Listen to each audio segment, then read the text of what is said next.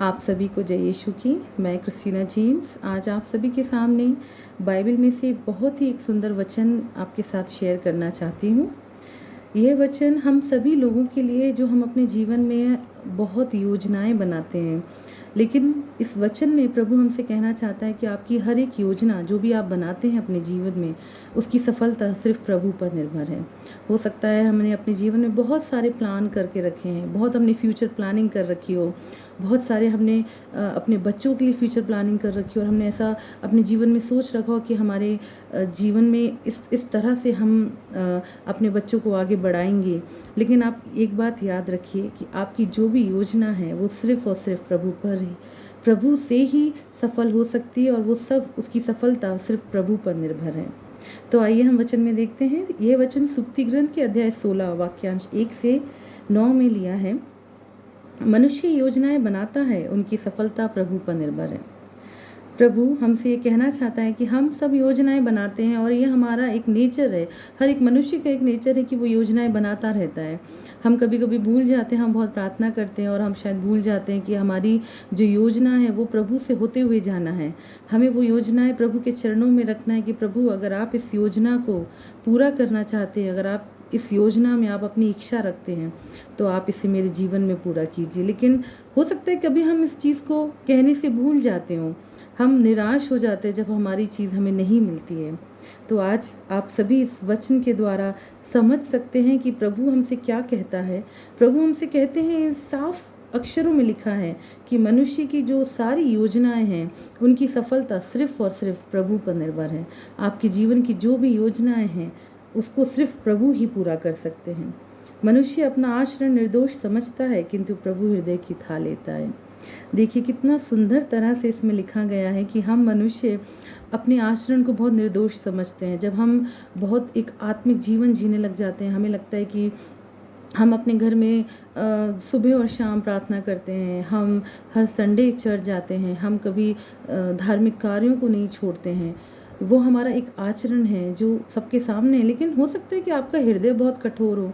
आप इतना अच्छा आचरण तो लोगों के सामने प्रस्तुत कर रहे हैं, लेकिन आपका हृदय लोगों के प्रति दया से भरा ना हो सकता है आपका हृदय किसी के लिए प्यार से भरा ना हो।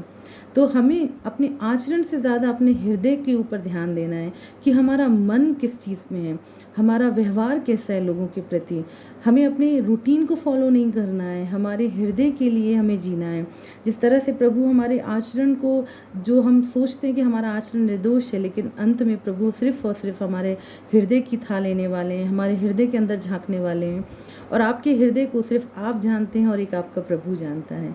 आप किस तरह से लोगों के साथ व्यवहार करते हैं, आप किस तरह से लोगों पर दया दिखाते हैं, आप किस तरह से अपना प्यार इस जीवन में लोगों के लिए बांट रहे हैं, किस तरह से आप दूसरों की मदद कर रहे हैं, सिर्फ और सिर्फ यही आपका देखा जाएगा। आपने कितने चर्च अटेंड किए हैं, कितनी बार आप मास गए हैं, मास में आपने अटेंड किया है।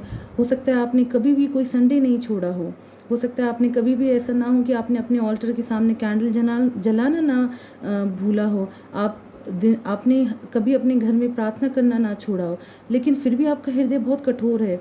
आप लोगों से अच्छे से बात नहीं करते हैं, आप लोगों को अपना क्रोध दिखाते हैं, आप अपने क्रोध पे कंट्रोल नहीं कर रहे हैं, आपके मन में लोगों के लिए दया नहीं है। तो मैं सिर्फ ये कहना चाहूँगी कि ये सब करना एक तरह से आपका व्यर्थ हो सकता है, क्योंकि प्रभु कहीं ना कहीं आपके, फिर से वही कहूँगी कि हृदय की था लेने वाले हैं। तो आपको मैं एक रिक्वेस्ट करना चाहती हूँ कि आप सभी लोग अपने हृदय के ऊपर कार्य कीजिए, जिस तरह से इस वचन में दिया गया है।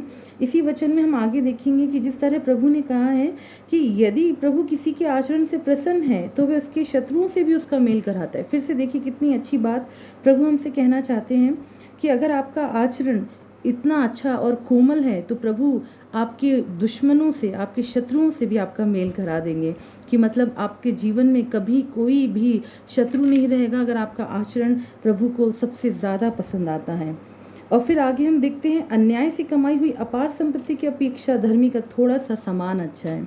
कितनी अच्छी बात प्रभु हमसे कहते हैं। हम सब यहाँ जीवन में बटोरने के लिए लगे हुए हैं, हम सब बटोरना चाहते हैं, सब कुछ इकट्ठा करना चाहते हैं अपने लिए। लेकिन प्रभु ये कहता है कि आपका इतना सब इकट्ठा किया हुआ, शायद हो सकता है कि हमने बहुत बड़ा घर बनाया है, बहुत सारे घरों में चीज़ें रखी हैं, लेकिन अगर आपकी वो चीज़ें आपकी अन्याय से कमाई हुई अपार संपत्ति है, या आपने किसी का धन लूट के कमाया है, किसी को धोखा देके आपने वो घर बनाया है, किसी को आपने जलन से आपने वो घर बनाया है, किसी के आपने पैसे को लूटा है, तो आपका वो धन संपत्ति किसी भी काम की नहीं है। आपका वो थोड़ा सा सामान जो आपके पास है वो अच्छा है। एक धर्मी का थोड़ा सा सामान, एक छोटा सा घर, छोटी सी चीज़ें, सारी आउटडेटेड चीज़ें जो उसके पास है, शायद वो नई चीज़ें नहीं ले पाया हो, लेकिन उसका जो धर्मी है घर, उसका हृदय बहुत अच्छा है, उसका मन बहुत कोमल है, दूसरों पे दया दिखाता है, दूसरों के लिए वही भाव रखता है जो वो अपने परिवार के लिए रखता है। क्योंकि हम अक्सर अपने परिवार के लिए तो अच्छा भाव, अच्छा मन रखते हैं, लेकिन हम दूसरों के लिए वो भाव, वो मन नहीं ला पाते हैं। और प्रभु हमसे सिर्फ हर बार इसी बात पे जोर देता है कि आप अपने मन को, आप जैसा दूसरों से व्यवहार चाहते हैं, मीन्स आपको अपने परिवार के जैसा व्यवहार लोगों से करना है। तो आप सभी के सामने मैं ये छोटी सी बातें रखना चाहूँगी कि हमें सिर्फ़ और सिर्फ अपनी योजनाएं प्रभु तक देना है। प्रभु के ऊपर ही हमारी योजनाओं की सफलता निर्भर है। प्रभु ही चाहेंगे तब आपके जीवन में योजनाएं सफल होंगी, और हमें किस तरह का अपना जीवन जीना है। फिर से आप सभी को प्रभु में जय यीशु की सभी का धन्यवाद।